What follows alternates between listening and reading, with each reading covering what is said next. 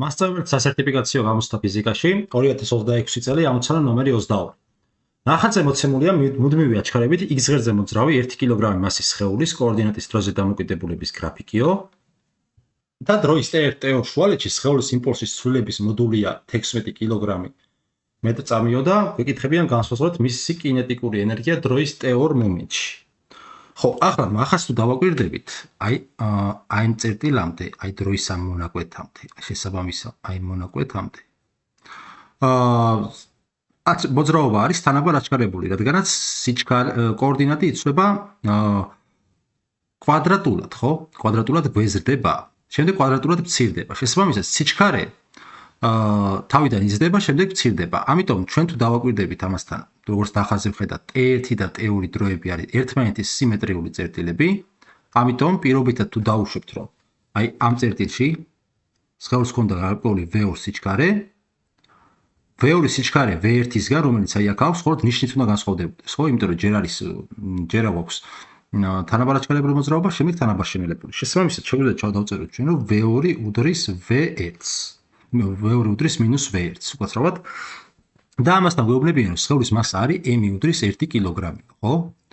და კიდე რა მოცემულობა გვაქვს სხეულის იმპულსის ცვლილების მოდული, ესე იგი p2-ს -p1, ტოლი არისო. ტოლი არის ესო 16-ისო.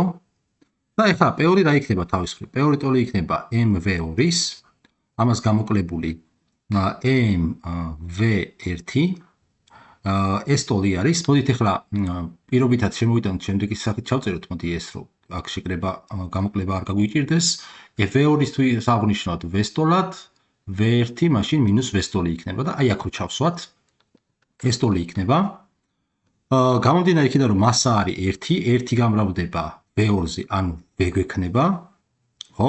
ანუ მოდით ესე დავწეროთ, m ჯერ v გვექნება, ამას გამოკლებული m ჯერ v1 არის -v, ანუ კიდე აქ -mv გვექნება, ასე ბატონო ჩემო, ეს კი ტოლი იქნება ms -mv, ტოლი არის 2mv-ს მოდული. მოდულს თუ ამოვიღებთ, პირდაპირ 2mv გრჩება.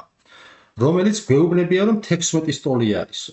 მასა არის 1-ის ტოლი. შესაბამისად, აქედან გამოვიდეს, რომ 2v უდრის 16-ს, საიდანაც ვასწავლით, რომ სიჩქარე v ტოლი ყოფილა 8 მეტრწამის. ხო?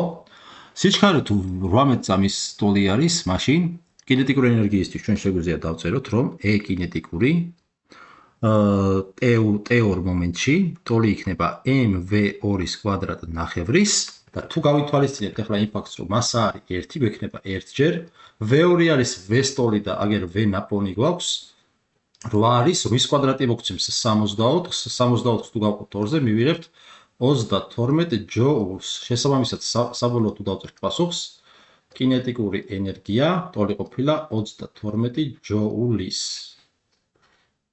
ასე ბატონო ჩემო, ეს კი არის პასუხი G.